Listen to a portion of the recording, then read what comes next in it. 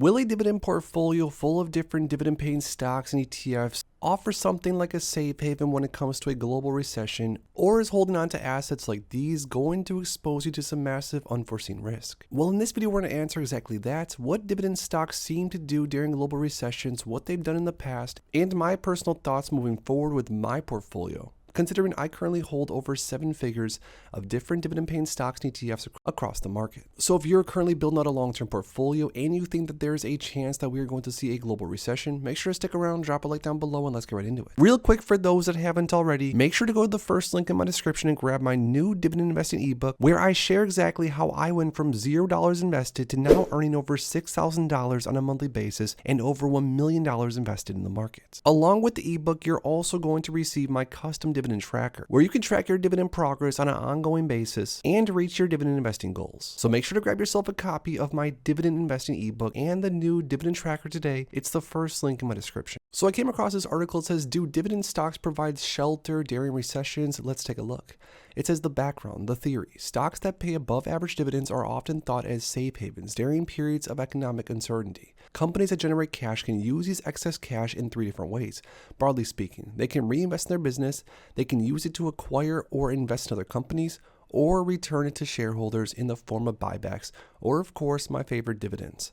Companies that start paying dividends typically have excess cash flow to continue to make payments year after year after year. Dividend programs are often thought of as a way to encourage discipline and sound financial management, because companies that commit to paying dividends are usually reluctant to change their policies. Thus, companies that generate excess cash flow to pay regular dividends tend to be less risky because their financial results are inherently more stable. In addition, the dividend itself can provide a cushion against downside risk. All else being equal, companies that pay dividends will have less downside risk because the dividend payments can partially offset price declines.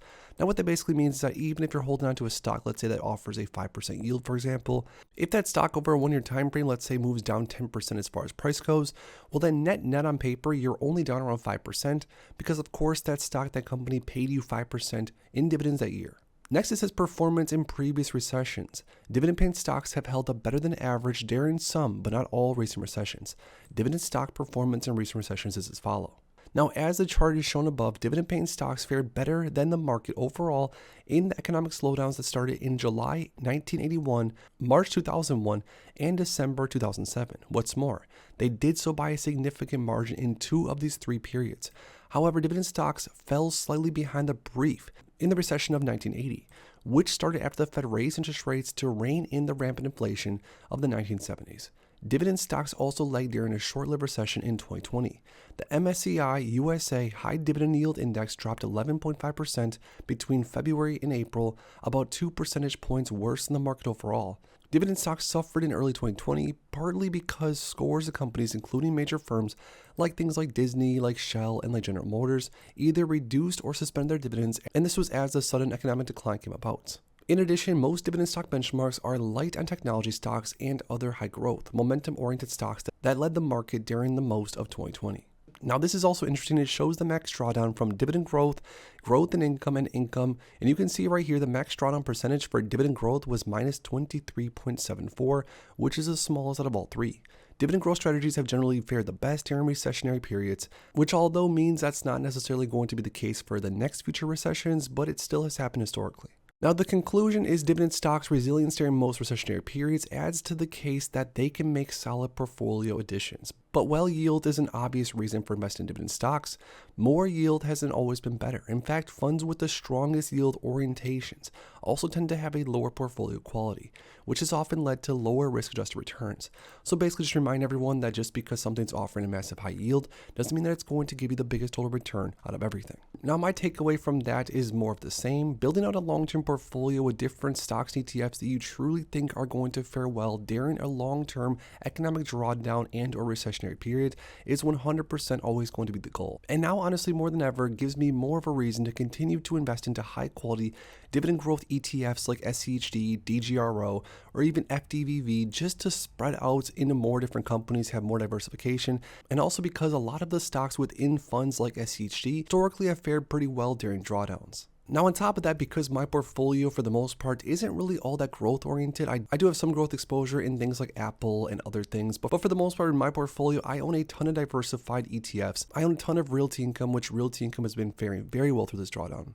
And along with a bunch of smaller single positions and utilization of covered calls, my portfolio for the most part should be okay, at least unless something really crazy happens. Now that doesn't mean that there aren't certain names in my portfolio which I would consider lower quality, which probably are at much higher risk, but this is another really good time to go through your portfolio, comb through it very carefully, and maybe evaluate what stocks and ETFs need to stay in and maybe some names that might need to leave before things potentially get worse. Now moving forward, my plan is to stash a little bit more cash than I have been even over the last year, just in case we get massive buy the dip opportunities like we've seen as of recently, and of course those buy the dip opportunities could turn into bigger dips.